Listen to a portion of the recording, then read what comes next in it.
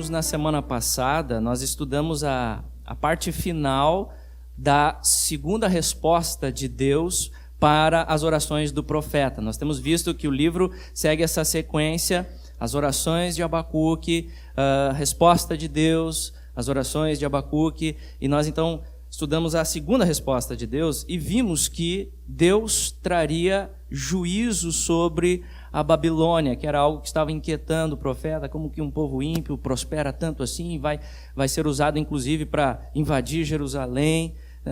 Será que o mal vai se espalhar assim em livre curso e o Senhor vai permitir? Deus diz não, virá juízo sobre a Babilônia. E Abacuque recebe a visão revelando também a glória de Deus e como o reino de Deus haveria de triunfar.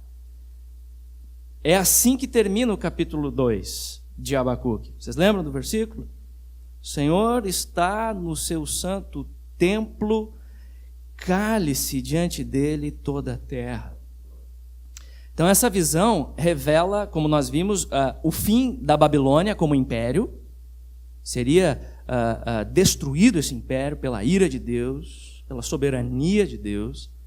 Mas essa visão que Abacuque recebe, ela também aponta para a consumação da história. Que esse é um aspecto interessante da profecia no Antigo Testamento. Essas questões se misturavam, essa questão escatológica apontando para o fim. Então, além de revelar esse fim da Babilônia, aponta para a consumação de Deus no trono do universo, como o rei absoluto, e diante dele todas as nações em silêncio, reconhecendo que o seu poder e a sua majestade. Por mais que impérios se levantem tentando conquistar o mundo, como a Babilônia se levantou, e o projeto era esse, ganhar o mundo inteiro, com seus exércitos, com seu poder, com tudo que eles tinham, por mais que tinha essa tentativa, e a história realmente mostra isso, impérios, um atrás do outro, se levantando, tentando conquistar o mundo inteiro, mas esse esforço será em vão, Abacuque, o texto de Abacuque nos diz. Esse esforço é em vão. Por quê? Porque a terra, no final das contas, se encherá do conhecimento da glória de Deus. É assim que vai terminar a história, gente. É assim que termina. Por isso, quando nós chegamos agora no capítulo 3, o tom do profeta já é outro bem diferente de como começa o livro. Abacuque já entendeu muitas coisas a respeito da glória de Deus, do seu agir no mundo. E agora o seu coração se aquietou. E aqui neste capítulo nós temos a oração final do profeta. E como diz o texto, no primeiro verso do capítulo 3, oração sob forma de canto. Portanto, essa oração envolve a celebração do triunfo do reino de Deus sobre toda a terra, que inclusive deveria ser cantada pelo povo de Deus. E nós vamos estudar hoje o início desta oração, nos primeiros 2 versos, e semana que vem estudamos o restante, completando assim o livro. Mas hoje vamos dedicar mais a nossa atenção, meus irmãos, para o verso 2 deste capítulo, que traz muitas lições. Nós temos aqui, neste verso, um modelo de qual deve ser a atitude do crente para com Deus em sua jornada nesta terra, principalmente diante das crises e das provações, como Abacuque estava prestes a enfrentar com a invasão da Babilônia em Jerusalém. Seria um tempo muito difícil. Ele está prestes a enfrentar isso tudo. A invasão, a destruição de Jerusalém pelo império que viria da Babilônia. E o fato é, meus irmãos, é que como crentes, nós temos que enfrentar muitos perigos em nossa jornada de fé por este mundo caído. A vida cristã não é um mar de rosas.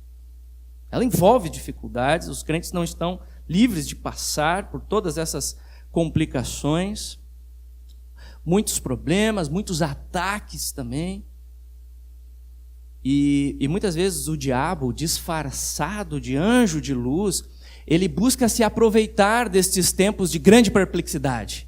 de grande ansiedade, de grandes problemas. Ele busca se aproveitar disso para fazer os crentes perderem o foco. Perder o foco. Tempos de perplexidade, tempos de crise, ele se aproveita para fazer os crentes perderem o foco e focarem excessivamente naquilo que não é essencial. E assim ele desvirtua a nossa atitude para com Deus neste processo. Não glorificamos mais o Senhor, porque perdemos o foco naquilo que é essencial. Então aqui neste capítulo, meus irmãos, no exemplo de Abacuque, nós temos lições muito importantes a respeito da atitude que deve caracterizar os crentes, de uma forma geral em todo o tempo, mas especialmente em tempos de provação. Que atitudes são estas? Nós vamos destacar nessa manhã 4 atitudes. 4 atitudes que devem permear a vida do crente em sua relação com o Senhor. Então esse será o nosso assunto hoje. Para começar, vamos ao nosso Deus em oração.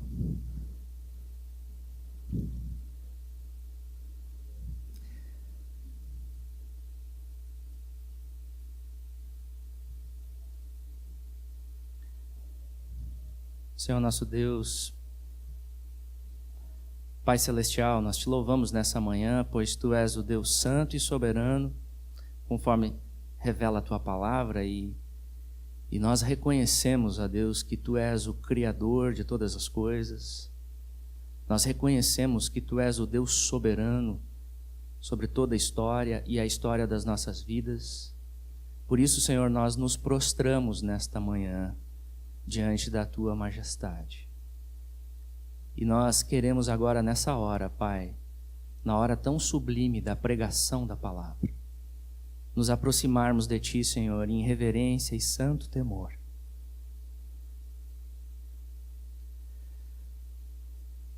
Pai, fala aos nossos corações nessa manhã, traz o conhecimento verdadeiro, Senhor, de Ti, porque nós somos tão propensos ao engano, Pai.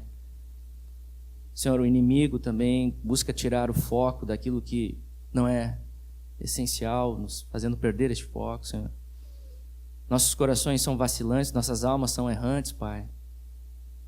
Então ajuda-nos, ó Deus, a aprendermos com a atitude de Abacuque aqui, diante desta crise, Senhor. E ensina-nos, ó Deus, ensina os nossos corações.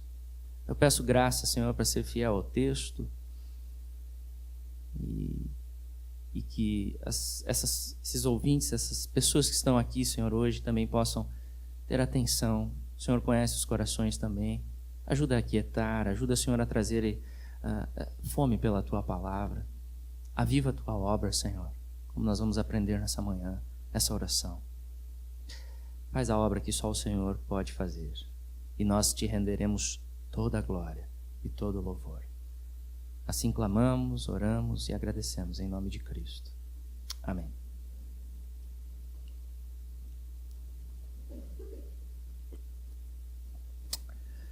Muito bem, meus irmãos. Então, em primeiro lugar, percebemos no início desta oração triunfante de Abacuque, ele deixa claro que ele está tendo a sublime atitude. Algumas atitudes que devem nortear as nossas vidas diante das provações que nós enfrentamos e de um modo geral, todas as nossas vidas como crentes. E ele começa, então, nós podemos identificar em suas palavras a sublime atitude de ouvir a palavra de Deus. É assim que começa a sua oração. Olha o que Abacuque diz: tenho ouvido, ó Senhor, as Tuas declarações. Como nós temos visto, meus irmãos, o livro de Abacuque fala sobre a experiência do profeta com Deus, peregrinando de um estado de angústia, medo, desespero, para um estado de esperança, confiança e alegria no Senhor. E o que se deu nesse processo? E nós acompanhamos e vimos que algo fundamental foi exatamente o profeta se voltar para a Escritura e trazer à mente, relembrar aquilo que já conhecia a respeito de Deus, seus gloriosos atributos, e uma lembrança também da história de Deus com o seu povo, a aliança de Deus com o seu povo, como veremos mais especificamente na semana que vem, uma lembrança que Abacuque faz na sequência dos versos. Portanto, amados irmãos, a transformação do profeta, a reação dele mudou diante da crise que vivia, não por meio de uma meditação vaga. A transformação não veio por meio de uma meditação vaga, sem conteúdo, emocionalismo, sensações. Isso não prepara ninguém para as piores provações. A transformação de Abacuque também não veio através da leitura detalhada do cenário político de seu tempo para então chegar a conclusões. Não, a transformação veio ao se voltar para a palavra de Deus. Tenho ouvido, ó Senhor, as tuas declarações, e isso diz referência também àquilo que Deus revelou a ele, a disciplina severa que viria sobre Judá. Povo desobediente de Deus, mas depois o juízo sobre a Babilônia também, ou seja, Deus está no controle absoluto da história. Todas as nações, todos os corações, todas as pessoas, tudo é regido por Deus, o soberano, Criador. Nada foge dos seus domínios. Que conhecimento incrível, não é verdade? Então, como diz o pastor Hernandes Lopes, o conhecimento de Deus e das suas obras é o maior antídoto contra o desespero. Quando nos voltamos para as Escrituras, descobrimos que as rédeas da história não estão nas mãos das grandes e poderosas nações, mas nas mãos daquele que está assentado em um alto e sublime trono. Os impérios opulentos caem e voltam ao pó do esquecimento, como aconteceu com a Babilônia. Aqueles que estavam oprimidos fazem uma viagem do vale para o cume dos montes, enquanto aqueles que oprimiam despencam vertiginosamente ao topo para o chão. Deus desbanca a altivez dos poderosos e exalta os humildes. Quando Abacuque subiu à torre de vigia, ele ouviu Deus e falou com ele. A palavra de Deus lhe trouxe consolo e direção.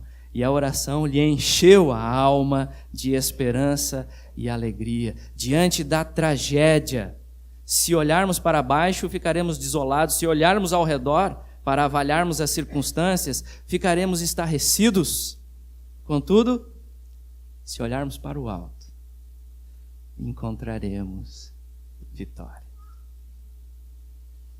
Portanto, meus amados irmãos, a fé na palavra de Deus, como isso é caro, como isso é precioso, ouvir a palavra, a confiança nas promessas de Deus. Isso não é fuga dos problemas, não é escapismo, não é o fim dos problemas aqui neste mundo, com certeza não. Porém, tenha certeza disso, é a única maneira de você enfrentar de forma sensata os problemas que acometem a sua vida. É a única maneira sensata. Pode ter certeza disso. Não duvide nunca disso. É a única forma que você tem de enfrentar os problemas que nos acometem com esperança e alegria no Senhor Deus, pois Ele é o soberano. É tudo por Ele, para Ele e por meio dEle. A história, Ele é o personagem principal, não nós. Então está muito claro aqui no texto que o fato deste profeta, nós estamos aprendendo a experiência dele aqui no texto bíblico. O fato de Abacuque ter ouvido a palavra de Deus trouxe segurança e paz para a sua vida. Por isso eu pergunto, será que você também está ouvindo a palavra do Senhor? Será que você também está ouvindo as declarações do Senhor? Está procurando separar um tempo para se desligar de todo o resto, subir na sua torre de vigia? Subir na sua torre de vigia, meditando na palavra, até o ponto de Deus tocar o mais profundo do seu ser? Como aconteceu com Abacuque e deve acontecer com todo crente, nós precisamos disso, amados, senão enlouquecemos neste mundo caído. Ouvir a palavra do Deus eterno e soberano traz segurança, traz regozijo às nossas almas inquietas e vacilantes. Que o meu coração aprenda essa verdade, porque como é difícil, né? Sou pecador. Como eu preciso aprender isso. Que antes de qualquer coisa no meu dia, eu preciso ouvir o Criador na palavra. É só assim que estou pronto para enfrentar as preocupações do dia que virão. Amém? Que possamos aprender pela graça de Deus essa verdade. Avançando, esse texto nos ensina também, meus irmãos, que Abacuque, ele não apenas ouviu o Senhor, mas ele também falou com o Senhor em oração. E esta é uma atitude fundamental para a vida cristã, orar a Deus. O crente não vive sem oração. E Abacuque aqui em sua oração nos ensina a atitude correta de nos aproximarmos de Deus. É muito interessante, ele está aprendendo isso em sua jornada. E assim percebemos que ele não ora de qualquer jeito. Ele não se aproxima de qualquer jeito do Senhor Deus, porque ele está conhecendo Deus. Então, percebemos que ele ora com a atitude de humilhação. Os irmãos, percebam a oração deste homem. Olha o que ele diz. Tenho ouvido, ó Senhor, as tuas declarações e me sinto alarmado. Aviva a tua obra, ó Senhor, no decorrer dos anos e no decurso dos anos. Faze-a conhecida na tua ira. Lembra-te da misericórdia. Notem, meus irmãos, que Abacuque chegou ao ponto aqui que não ousa mais questionar Deus acerca dos seus caminhos, com um tom de espanto, de desconfiança do seu agir, quase beirando isso. Ele nem mesmo pede a suspensão da disciplina de Judá. Ele já reconhece que Deus é absolutamente reto e justo nessa disciplina que virá. E, consequentemente, ele reconhece o seu próprio pecado. Por isso que ele suplica pelas misericórdias de Deus. E percebemos aqui o quebrantamento de Abacuque. Abacuque está sendo quebrado. Abacuque está sendo quebrantado. Abacuque está sendo limpo da sua justiça própria. Ao contemplar a glória da santidade de Deus, finalmente ele está conhecendo Deus mais profundamente. E a atitude de Abacuque aqui parece semelhante ao profeta Daniel, que são contemporâneos, Daniel um pouco depois, né? Os irmãos conhecem o contexto. Logo após a invasão de Jerusalém, Daniel foi levado ao cativeiro com grande parte do povo de Judá. E depois de Daniel discernir ali a razão do cativeiro, ele fez uma grande oração de confissão de pecados, reconhecendo a santidade e a retidão de Deus. Vocês lembram dessa oração? Isso está em Daniel capítulo 9, eu separei uma parte dela aqui. E olha a oração dele. Voltei o rosto ao Senhor Deus para o buscar com oração e súplicas, com jejum, pano de saco e cinzas. Orei ao Senhor meu Deus, confessei e disse: Senhor, Deus grande e temível, que guardas a aliança e a misericórdia para com os que te amam e guardam os teus mandamentos, temos pecado e cometido iniquidades.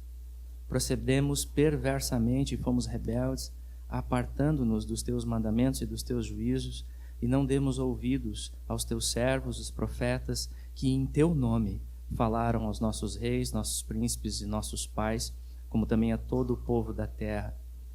A ti, Senhor, pertence a justiça, mas a nós o corar de vergonha. Percebam que na oração de Daniel, como em Abacuque, não resta mais nada de justiça própria. Eles reconhecem a necessidade própria e do povo de quebrantamento mais profundo diante da glória de Deus. E Lloyd Jones diz uma questão muito interessante. Ele tem o livro de Lloyd Jones, inclusive, do Temor à Fé, de Abacuque, é incrível. Aconselho a leitura. Acho que, se não me engano, é esse o título, Temor à Fé, de Lloyd Jones. E ele diz o seguinte: como foi Abacuque levado a tal posição? Parece que foi quando ele parou de pensar em sua própria nação. focado demais na sua nação, no seu país, ou nos caldeus, e contemplou somente a santidade e a justiça de Deus em face do escuro pano de fundo do pecado da raça humana. Quase todas as nossas dificuldades têm origem na persistência em olharmos para os problemas imediatos, em vez de vê-los à luz de Deus. Enquanto Abacuque olhava para Israel e para os caldeus, viveu perturbado. Agora ele se esquece de Israel e dos caldeus e põe os olhos em Deus. Volta ao reino da verdade espiritual, a santidade de Deus, o pecado do homem e do mundo. E assim pode ver as coisas numa luz inteiramente nova. Agora ele está interessado na glória de Deus e em nada mais. Ele teve de parar de pensar que os caldeus eram pecadores piores do que os judeus, justiça própria, que a gente identifica isso, inclusive, em suas orações. Lloyd Jones continua: mas o profeta chegou ao ponto em que foi tirado inteiramente desse estado e pôde ter somente a maravilhosa visão do Senhor em seu santo templo, com a humanidade pecadora e o universo abaixo dele. A distinção entre os israelitas e os caldeus tornou-se relativamente sem importância quando as coisas foram vistas assim. Já não era possível ser exaltado, quer como indivíduo, quer como nação, quando as coisas são vistas de uma perspectiva espiritual. Só pode haver o reconhecimento de que todos pecaram e carecem da glória de Deus e que o mundo inteiro jaz no maligno. A santidade de Deus e o pecado do homem são as únicas coisas que importam. A lição que o profeta Abacuque aprendeu foi de que não mais se trata de uma questão de nacionalismo ou de antagonismo a outra nação. Nada mais importa, exceto a santidade de Deus e o pecado. Não há nada que fazer senão humilhar-nos na presença de Deus. Que profundidade! Então percebam, meus irmãos, como é importante, antes de tudo, antes de todas as nossas preocupações, antes de todos os nossos estudos, conhecermos verdadeiramente o Deus das Escrituras e o seu agir à luz da palavra. E Abacuque está nos ensinando aqui muito claramente que Deus quebranta aqueles que Ele ama. Ele quebra. Graciosamente. E como nós precisamos disso, não é verdade, meus irmãos? Porque nós somos muito cheios de justiça própria. Mais do que pensamos. Muito cheios. Temos uma visão muito pequena e superficial do nosso próprio pecado. Como eu lembro um pastor uma certa vez pregando e usando o exemplo, né, ele disse que um exemplo dessa superficialidade que nós temos é quando foi a última vez, acho que ele estava pregando para pastores, né? Quando foi a última vez que você ouviu lá no seu gabinete alguém chegando e dizendo: pastor, eu estou quebrado, eu pequei gravemente essa semana. E aí o pastor já, lá vem bomba. Mas qual foi o seu pecado? Pastor, eu andei ansioso essa semana. Quando foi a última vez que você ouviu isso? Uma visão pequena. Uma superficialidade do nosso pecado nos faz enxergar as coisas de uma forma errada.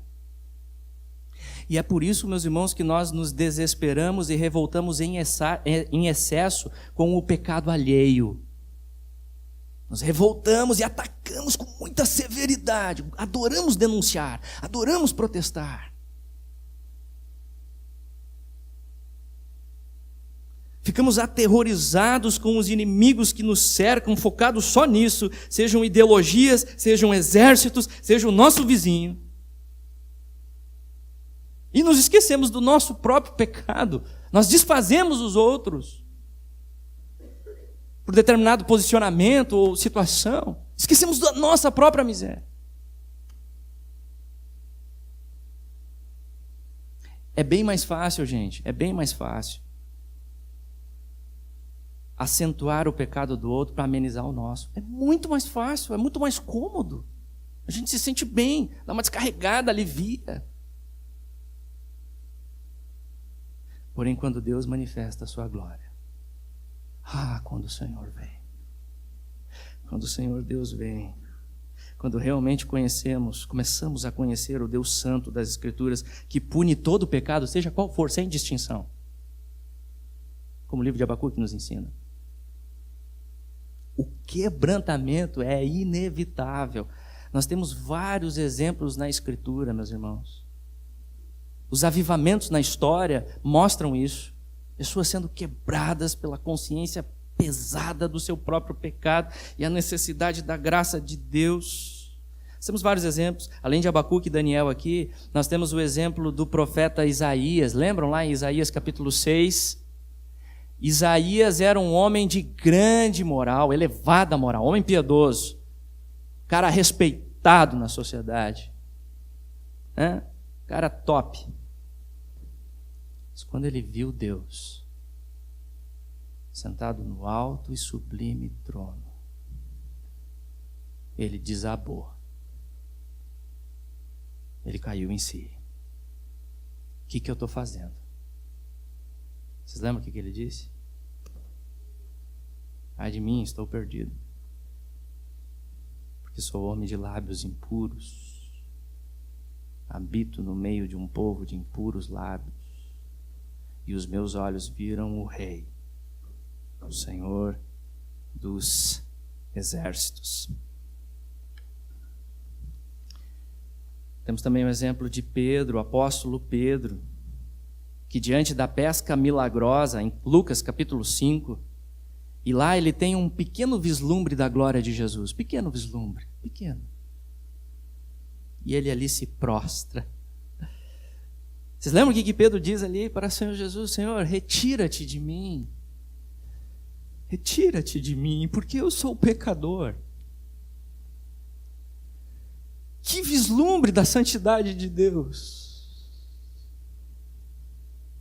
Temos o exemplo do apóstolo João, quando ele contemplou o Cristo ressurreto, na visão que recebeu lá na ilha de Patmos. Vocês lembram o que João disse? Quando o vi, caí a seus pés como morto. Isso está em Apocalipse, capítulo 1. Portanto, amados, ninguém pode conhecer o Deus das Escrituras e permanecer o mesmo. O verdadeiro conhecimento de Deus, não só no intelecto, mas no coração, nos conduz a esta atitude de humilhação própria, reconhecendo que o Senhor Deus é completamente justo em todos os seus caminhos e em a sua presença não podemos apelar nada com base em nossas próprias justiças, senão clamar por suas misericórdias, porque todos somos pecadores. Mas graças a Deus por Jesus Cristo, que morreu na cruz pelos nossos pecados, a única esperança para pecador. É para lá que devemos correr, para o Evangelho. Jesus veio sem ter pecado, assumiu a nossa culpa, morreu na cruz, aplacando a ira de Deus. E assim recebemos graça quando nos arrependemos e cremos somente em Cristo. E em Cristo, até mesmo a disciplina dura do Senhor é permeada com misericórdia. Sempre é menos do que merecemos. Sempre é menos. Por isso não somos consumidos, mas purificados em sua graciosa disciplina. Será que você tem se aproximado de Deus com esta atitude de humildade e quebrantamento? De confissão de pecados? Está você conhecendo a glória de Deus? Volte-se para o Evangelho da cruz, porque ele é o único caminho para enfrentarmos as crises e não sermos condenados na manifestação da ira santa de Deus que virá. É o único caminho, o Evangelho de Cristo. Amém? Avançando, percebemos que Abacuque não apenas ora em atitude de humilhação, mas também, amados, em atitude de adoração reverente. Olha o que ele diz: tenho ouvido, ó Senhor, as tuas declarações e me sinto alarmado. Alarmado aqui não quer dizer que Abacuque estivesse com medo das coisas que iriam acontecer. A expressão aqui indica temor na presença de um Deus tão grande e temível. Deus revelou a Abacuque algo a respeito dos seus planos, e agora o profeta, meditando em tudo que ouviu e no fato de que Deus está no seu santo templo, regendo todo o universo, ele é conduzido a um estado de temor, de adoração reverente. Sinto-me alarmado. E, meus irmãos, a Bíblia nos ensina em Hebreus que devemos nos aproximar do trono da graça de Deus com intrepidez. Sim, com intrepidez. Graças ao sangue de Cristo derramado na cruz, mas isso nunca deve diminuir a nossa reverência e temor de Deus. Nunca. Como nos ensina também a carta aos Hebreus. Vamos ler juntos esse texto? Por isso, recebendo nós um reino inabalável, retenhamos a graça pela qual sirvamos a Deus de modo agradável, com reverência e santo temor, porque o nosso Deus é fogo consumidor. Uau! Interessante que entre os antigos no povo de Deus existia uma consciência tão grande da santidade divina que eles tinham um enorme cuidado até mesmo para pronunciar o nome de Deus. Toda uma cautela, todo um cuidado. E é isso que Abacuque expressa aqui. A santidade e onipotência de Deus o deixa alarmado, emudecido. Por isso ele se aproxima com esta adoração reverente, com este santo temor. E, amados, essa é uma questão importante para refletirmos a respeito dos nossos dias como igreja. Será que não temos falhado nisso? Como anda a nossa adoração? Como anda a nossa adoração? Será que temos tido este senso da majestade de Deus, por exemplo, quando oramos?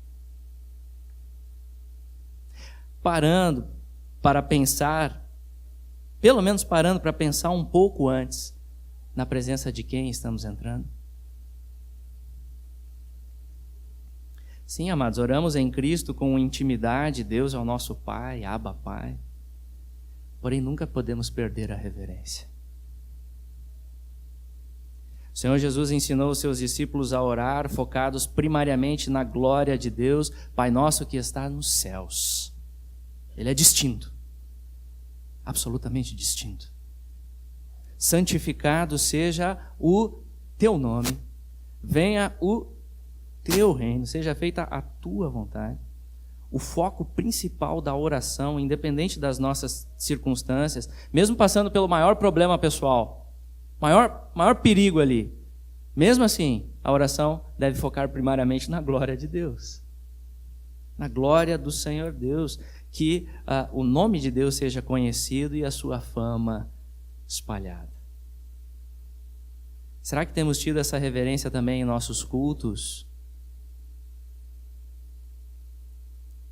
Será que temos tido essa reverência também em nossos cultos, buscando nos concentrar na hora da pregação? Lembrando que o que está sendo exposto aqui é a palavra de Deus, nada pode ser mais importante que isso. Ou sentamos aqui pensando que esta é uma reunião qualquer, ficamos tomando suquinho, desatento, com conversinhas, pensando no churrasco de depois. Será que temos tido esta adoração reverente a respeito daquilo que cantamos no culto? Prestando atenção no que está sendo cantado. E sim, amados, o culto deve ter momentos de alegria exultante. Sem dúvida nenhuma, nós celebramos a vitória do Cristo, mas sem perder esta atitude de reverência. Porque lembramos na presença de quem estamos. Diante da santa majestade de Deus. E com certeza, amados irmãos, essa é uma atitude fundamental para a saúde da nossa fé. Muito importante isso, gente. Muito importante isso. Para a nossa jornada de fé neste mundo caído, que é totalmente irreverente, que despreza as coisas de Deus. Portanto, lembremos, com a atitude de Abacuque aqui, desta adoração reverente. Sinto-me alarmado. Isso é fundamental para a saúde da nossa fé, e assim E é assim que nos preparamos para enfrentar o que vier, de joelhos, adorando o único Deus verdadeiro que nos ama e nos guarda em Cristo Jesus. Amém? E a última questão que vamos destacar hoje em nosso texto, meus irmãos, é que Abacuque ora com atitude de completa dependência de Deus. Percebam a petição. Agora entra a petição de Abacuque aqui. Olha o que está preocupando principalmente o profeta. Diante daquele cenário que ele iria enfrentar, ele ora dizendo: aviva a tua obra, ó Senhor, no decorrer dos anos e no decurso dos anos, faze-a conhecida, na tua ira, lembra-te da misericórdia. Aviva a tua obra, muito provavelmente com estes termos, Abacuque está pedindo a Deus aqui que mantenha vivo o seu povo durante aqueles vários anos de cativeiro, devido ao rigor da disciplina que haveria de vir, que seria um tempo de muita opressão, de guerra. Então ele pede que a obra de Deus fosse mantida, fazendo assim prevalecer um remanescente fiel e puro na fé, segundo a palavra. Está preocupado com a causa de Deus, com a causa do Evangelho. É interessante que Abacuque aqui não pede livramento nem comodidade, ele já entende que a disciplina é bem merecida, mas a preocupação do profeta agora está toda na obra de Deus, na causa do Evangelho no mundo, que a palavra permaneça pura e avance, mesmo diante de todas as calamidades. Era como se Abacuque estivesse dizendo aqui, em outras palavras: Senhor, o sofrimento que eu e meus compatriotas vamos passar em nosso país fica agora em segundo plano, contanto que a tua obra seja avivada nesta disciplina que virá, contanto que isso sirva para purificar a tua igreja. Que amor chocante pela glória de Deus, não é verdade, meus irmãos? Incrível! E Lloyd Jones diz o seguinte: esta é uma oração apropriadíssima para a igreja hoje. O que é que mais nos está preocupando como cristãos? Essa é uma pergunta importante. O que está mais nos preocupando? São os acontecimentos do mundo ao nosso redor ou o nome e a glória de nosso Deus Todo-Poderoso? A saúde e a condição de sua igreja, a prosperidade e o futuro de sua causa entre os homens. O evangelho pregado. Para Abacuque havia somente uma preocupação. A despeito do que ele sabia que iria acontecer, ele orou pedindo o reavivamento da causa de Deus em Israel. A palavra hebraica aviva tem o significado primário de preservar ou manter vivo. O grande medo de Abacuque era que a igreja ia ser destruída totalmente, por isso orou: preserva, ó Senhor, mantém-na viva, não permitas que ela seja esmagada. Todavia, avivar significa não somente manter vivo ou preservar, mas também purificar e corrigir, livrar do mal. Este é um resultado sempre essencial toda vez que Deus aviva. Na história de cada reavivamento, lemos que Deus está purificando, livrando do pecado, tirando a escória e as coisas que estavam impedindo o progresso da causa. Portanto, Abacuque pede este reavivamento mediante a disciplina. E ele afirma aqui uma questão muito importante, o seu entendimento de que isso só pode ocorrer na completa dependência de Deus. Avivamento não depende da força do homem. Okay? Homem nenhum pode produzir avivamento. Homem nenhum. Marcar a agenda e data e hora, vai acontecer o avivamento. O homem não tem essa capacidade, ele pode apenas orar e esperar. O avivamento verdadeiro vem de Deus, é obra soberana do Espírito Santo. E o avivamento está sempre centrado na palavra de Deus, na pregação da palavra, como nós estudamos o livro de Atos, né? Vez após vez. A igreja crescia, mas a palavra que se repetia, né? A palavra se multiplicava, a palavra crescia.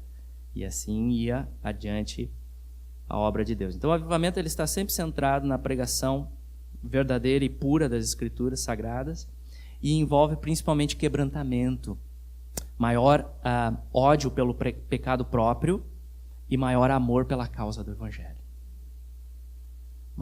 Maior amor pela prosperidade do Evangelho sobre todos os cantos deste mundo. Eis a importância de preservarmos a pureza da palavra, meus irmãos. Percebam. As nossas orações devem ser reforçadas neste sentido, porque o que transforma pessoas e, consequentemente, o seu modo de agir e a sociedade é somente o Evangelho de Cristo. E o interessante é que Deus respondeu à oração de Abacuque. Essa oração aqui foi respondida. Vocês lembram? Como? O profeta Daniel é um exemplo disso. Ele está lá no cativeiro. Os templos do profeta Daniel mostram isso. Foi preservado o remanescente fiel. Deus preservou a sua palavra lá, mesmo em meio àquela opressão toda, aquele cenário todo bagunçado, foi preservada a palavra de Deus. Foi mantido um povo fiel. Nós temos o exemplo também no retorno do cativeiro, na liderança de Esdras e Neemias. Deus preservou o seu povo fiel, a sua palavra permanece e vai adiante, nada pode frustrar os propósitos de Deus. Como o Senhor Jesus mesmo disse, o inferno não pode prevalecer contra a sua igreja. E, meus irmãos, não é exatamente essa a razão pela qual nós estamos aqui hoje? Não é por isso que nós estamos aqui hoje? Se você está hoje aqui com fome pela palavra de Deus, pela pureza do Evangelho, verdadeiramente amando o Senhor e a sua causa acima de tudo, isso ocorre somente pelas misericórdias de Deus, que se renovam a cada manhã e são a razão de não sermos consumidos. Isso é incrível. Este é o agir poderoso e gracioso de Deus, e nós temos visto a transformação de vidas entre nós. Temos visto os testemunhos.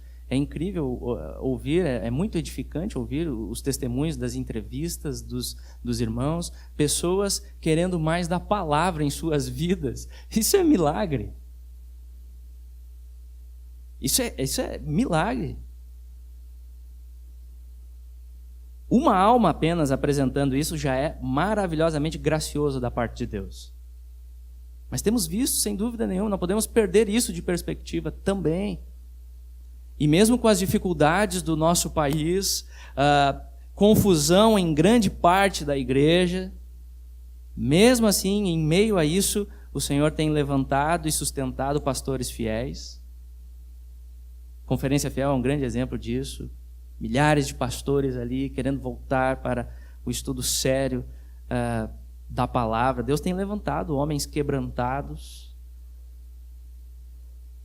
Igrejas piedosas também têm sido levantadas. Com certeza, em sua ira, o Senhor tem se lembrado da misericórdia. O Senhor tem se lembrado da misericórdia. E, amados, devemos nos alegrar com isso. Devemos celebrar o triunfo da palavra de Deus. Celebrar que Deus, Ele faz a sua obra perseverar, mas ao mesmo tempo intensificar as nossas orações. Intensificar. Principalmente pela pureza da igreja. Devemos orar por isso, amados. Orar pela pureza da igreja. Orar pelo retorno para o puro evangelho. Que as igrejas voltem. Que as pessoas acordem para isso. Para a importância disso. Voltar para o estudo mais sério. A gente não precisa de muito barulho. Não. Escritura sendo ensinada na sua simplicidade. Uma Bíblia aberta, sendo ensinada. E deixa Deus agir.